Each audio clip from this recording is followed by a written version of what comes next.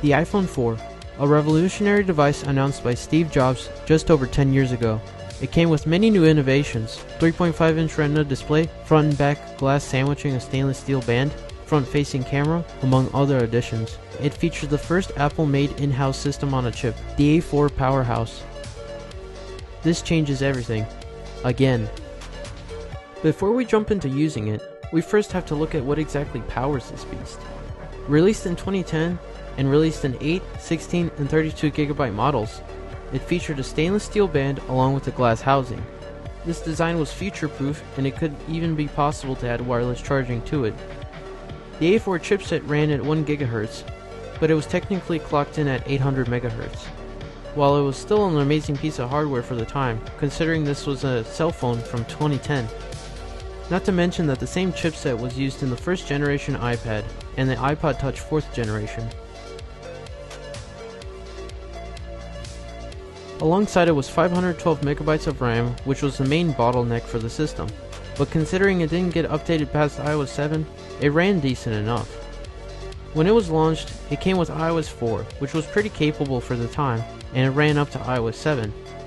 It was the first iPhone to run 4 iOS versions natively. Since this comes from the iPod days, it still uses a 30-pin connector at the bottom, and it was also one of the last iPhones to have the headphone jack at the top, which stopped with the iPhone 5. The camera was a decent boost up to 5 megapixels, but the front-facing one was pretty much just there. It works, but it wasn't all that great. Battery life is okay with a 1420 mAh battery, but unless if the battery was replaced or not heavily used, it will probably die very quickly nowadays. It's a true upgrade from the iPhone 3GS, and it was a great selling device for Apple. And while the 4S destroys the 4 in many ways, it was an essential stepping stone into the powerhouse that devices are today. Okay, so what exactly is the plan? Well, I want to try and use this phone as a daily driver, and for the sake of being stock, I don't plan on jailbreaking, but that might be a topic for a future video. I am going to give myself one advantage though. Considering the 4 sold at least 50 million units, and they are very cheap nowadays, I'm going to use 2 of them. Why would I want to carry around 2 of these bricks? Well, it's better than just using one on 8GB. Sure, I could use one with 32GB, but I only have 8 and 16 available right now. The main driver I'll be using is a black 8GB model on iOS 5.1, and the secondary one will be a CDMA model on iOS 7, 7.0 to be exact, with 16GB. Now I know this is partially cheating, since it's difficult to find an iPhone 4 that isn't on iOS 7, but the 4 has been exploited so much, so it wouldn't surprise me if there's a downgrade available. iOS 5.1 is considerably faster on the iPhone 4, and for increased app support, that is what the secondary phone is going to be for. Also, to save on space, the secondary phone will be mainly for newer apps and taking photos, while the main iPhone will be for essential apps and of course, making phone calls. Before we go into using it, I just want to say a big thanks to Josh from 91Tech for giving me the inspiration for this video, and the video in question about the iPhone 4 in the pinned comment below. Okay, so before I begin talking about these, I'm just going to let you guys know that I'm recording this on another iPhone 4, since I figured it would be pretty appropriate to do so, and to also show you guys an example of the camera quality on the iPhone 4. But for a 10-year-old sensor at this point, it's actually still pretty decent. I'm also going to be recording the different segments within the same session, since it's much easier, and at this point I've already been using these for over a week at this point, so it's just much easier to sit down, talk to you guys, and if you see that the date is the same or the time is also the same, then that's why, since it's just easier to do so. And now let's move on to the first day. Okay, so at the end of the first day, I found that I was using the iPhone 4 on iOS 7 much more, and that's due to one reason. Now on these, I decided to jailbreak the iOS 7 4, and I left this one non-jailbroken. Now I did this mainly to see how a stock experience would be like nowadays, and to see what jailbreaking can do for the iPhone 4, and the difference is practically night and day. With a stock experience nowadays, you can't do much on it, and unless if you have old apps that you had pre-installed, then they'll sometimes work. And I say sometimes because then it'll show you with this app can't be downloaded, or this app is not compatible with your iPhone, and that is mainly due to newer versions being mainly 64-bit, since iOS 10 was the last iOS version to support 32-bit apps, and well, with iOS 14 coming soon, it's not exactly the newest iOS version. Jailbreaking is essential if you actually want to use these as a daily device. If you want to try it out, mess around with it, or even just use YouTube, because otherwise it'll show you with the update prompt and you can't update it because this is iOS 7 and they haven't updated it in a long time. If you're actually going to use one of these, or even just have it for media playback or use it as an iPod or something like that, then there's no point in not doing it, because it's easy to do and you gain a lot of functionality back in the iPhone. Now, they still work. They are an iPhone after all. There's the Apple logo and everything. But if you're actually going to use these, then yeah, you have to jailbreak. But for calling, texting, using data, and even just Safari, they still actually work pretty well. Even though Safari is a bit on the slow end, it's still decent enough for Google searching, basic web browsing. Using Mail is actually really decent also. I wasn't able to use the built-in Mail app, and I suspect that's due to two-factor and other authentication methods that have since changed since iOS 7 and iOS 5, but I managed to install Gmail, and that is now the main mail client that I'm using, since the built-in one doesn't work anymore. And of course on this one it does show the iCloud logo, but it still has Mobile Me, and that shows you how old it is. They still supported both at this point, even though Mobile Me was on its way out. Using these as a daily device though, I would say that if you had to, or if you actually want to mess around with these because you are probably like me and you collect these older devices, then I would say that it's still perfectly usable, but you just have to know what you're doing, since jailbreaking and having an Apple ID with older apps does definitely help.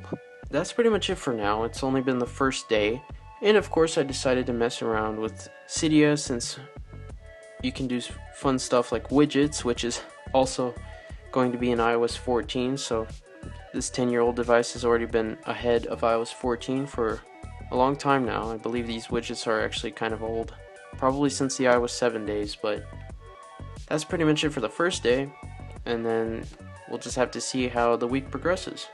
Okay, so for the second day, I would say that the more and more you use this, unless you actually used these back in whenever they were released, you have to jailbreak, because there are so many issues that can go with the App Store. It'll prevent you from installing apps even though it works perfectly fine on here, and even if they do install, then sometimes they won't work. But of course Cydia helps with all of that. It just helps with using these.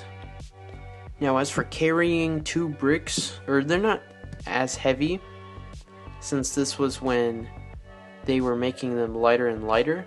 It's similar to the 5 series or the first generation SE, since they are rectangular, but these are actually pretty usable even with these OtterBox cases, and personally I don't mind it that much.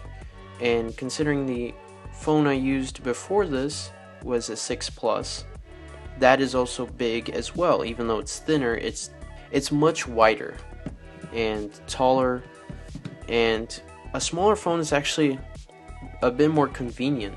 Even though a lot of people would say that the 3.5-inch display is pretty tiny by today's standards, I don't really have a problem using it. Even when I was using YouTube, I thought it was okay.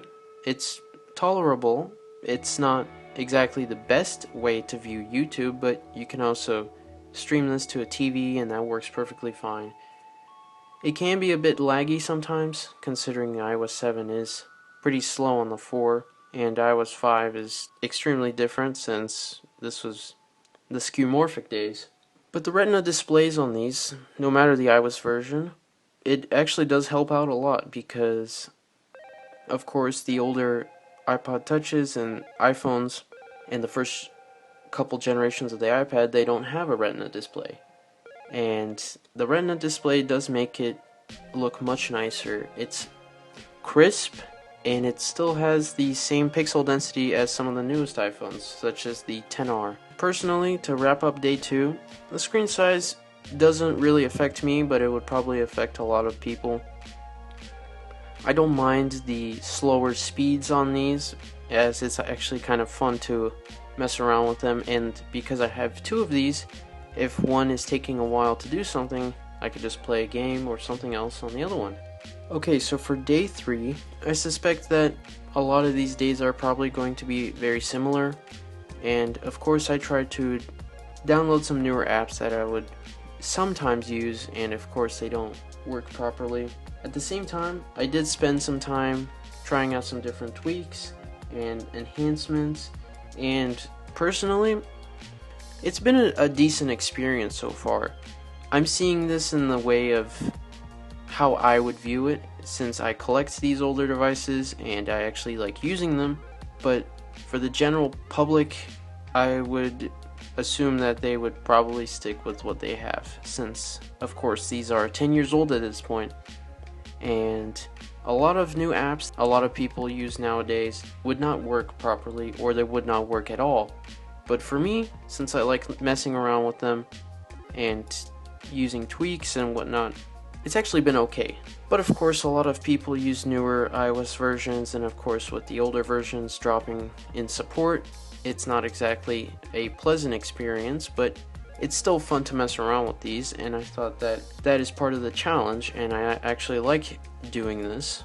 Not a lot has really changed, and it has been a little annoying to use Safari whenever I have to look something up, but overall it's been an okay experience. With day 4 already being here, it made me think that in a way it's kind of surreal to be using a legacy iOS version. Now of course with iOS 7 it's different because it still resembles very much even with the iOS 14.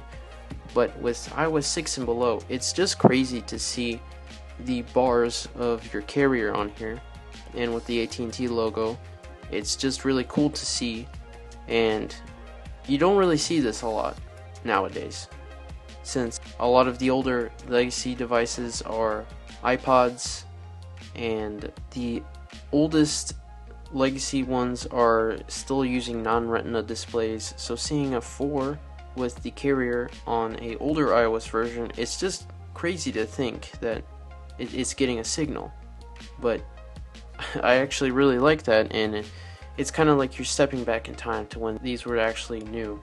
Now, with the slower chipset, there are of course a lot of things that you can't do with installing newer apps and using it daily as a device that you would actually use for work or for something where you would actually need a reliable device. It's probably not the best device to do it with, but with stuff that I can't do on here, such as browse Safari with more speeds or less crashes, then using a computer like the Mac Mini is perfectly fine.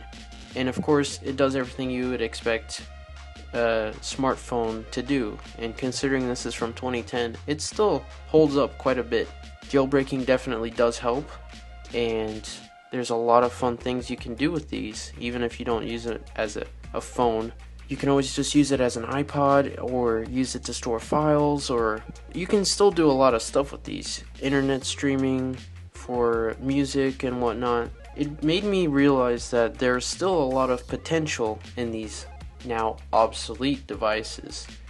Now you can still use it perfectly fine. It isn't exactly the Apple experience like it was intended 10 years ago nowadays, with the ease of just installing something and it working, since those days are gone. but jailbreaking really does help to bring back that ease of convenience and functionality, since it actually makes the apps work. And even though I have iPhone 4s, I'm probably going to be using them quite a bit more than I used to, because I rarely use them and I always used a slightly newer device. But I realized that even with YouTube now functioning, I'm probably going to use this for streaming or for playback of audio or some internet streaming, and then probably play some games or something else on the other one. You can actually still do stuff with these, and they aren't as bad as you would think. In a way, you would expect it to be completely unusable nowadays, but that isn't entirely the case, as long as you are able to tolerate the slower chipset, and of course with being able to jailbreak and install Cydia and stuff like that. And that pretty much sums up for day 4. Okay, with day 5 here, the main part that I want to emphasize is that you really need to jailbreak these. If you really want to try a stock experience on here, then there's no real convenient way to do it without Cydia, or at least jailbreak it in some sort of way and install a Cydia-like app.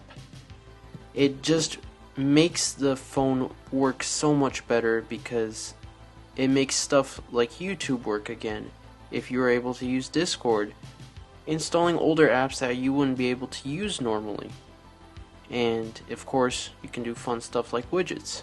And if you are going to be using one, then iOS 7 is convenient, because of course you get the control center, and it's actually pretty speedy in this clip, but sometimes it can lag. It is important to jailbreak. Even with the minimal amount of apps that I installed on the jailbroken one, I still use it quite a bit, because these of course access the internet, YouTube, and with the Reddit client, it surprisingly works pretty well. That's pretty much it for this day, and there's only 2 more days left. Honestly, it'll be kind of weird to transition again to the different device. It's kind of also sad because, you know, once 3G support ends, then you can't actually use these as daily devices with your SIM card, but at least you can always use them as a glorified iPod Touch. Okay, so it's day 6 already. Before this, I never used an iPhone 4 as a daily device. I did use an iPhone 4 for the longest time until I got a 5C, and that was pretty much when I started collecting devices, so I pretty much messed around with a lot of newer and older stuff. But it brings back a lot of 4S memories. It's also kind of strange, because whenever I switch over to the main device that I was using before, it's just kind of weird, because I got used to the smaller screen size again. And of course, it will be easy to switch back, because the newer devices are much better. But it's still fun to use these older ones, and if there's 2 things that you're going to learn from this, is that, yeah, you can use them, but you have to jailbreak. Doesn't matter what iOS version it's on, you just have to jailbreak, because it's easy to do, and it just brings back so much more reliability and convenience. Okay, so in my case, considering I enjoy using older devices, you know, with iOS 6 skeuomorphic design, and even with iOS 7, it still looks modern, but has its own older type of design. I'm used to older devices and slower ones, but for many people it will probably be easier to have at least a up-to-date iPhone or a newer model that's going to last for years to come, such as the 2nd generation SE. So can you live with the iPhone 4? Well, let me describe it like this. Imagine the year is 2005. You just bought a top-of-the-line Power Mac G5, and this is a powerful machine. It can do everything and more. Now 2006 rolls around and Apple decides to switch to Intel. You think, oh, it's fine. The machine is plenty powerful to last, so it's a worthwhile investment. A couple of years go by and it's 2009. The iPhone 3GS has already been released, and the iPad will soon be released next year. The newest macOS version, Snow Leopard, is going to be released, and you get excited to upgrade. So you buy the install DVD, pop in the disk, and it shows you this. Apple left the PowerPC machines because Intel was the future, so you get stuck with Leopard. And fortunately, there's Universal and Rosetta available for software support. But around 2011, it pretty much dies out. That once powerful G5 is basically abandoned. That doesn't necessarily make it obsolete though. These older machines are still quite capable, but you have to know how to utilize the hardware that it has. Now, while it doesn't receive the newest updates, and it doesn't have every single feature that newer devices have, it's still a pretty usable device. You would still have to have some knowledge in how to jailbreak, or how to install legacy software, or actually using these in order to make them working machines and to actually make them a decent, reliable experience. So if that comparison didn't really make sense, to summarize, it depends. It still works like a phone, but it isn't easy anymore due to lack of app support, but of course jailbreaking helps to resolve that issue. Can you live with one? Well, yeah, if you don't need the newest apps, it works just fine. Or if you use a computer more, it also works just like a phone. If all you need to do is calling, texting, doing some light web browsing, it's perfectly fine. If you mainly just use your phone, then I would recommend that you would have to use at least a slightly newer device, like the 5S, which received iOS 12 and is still perfectly functional, or even the 6S, which is going to get iOS 14. Now, would I do this again?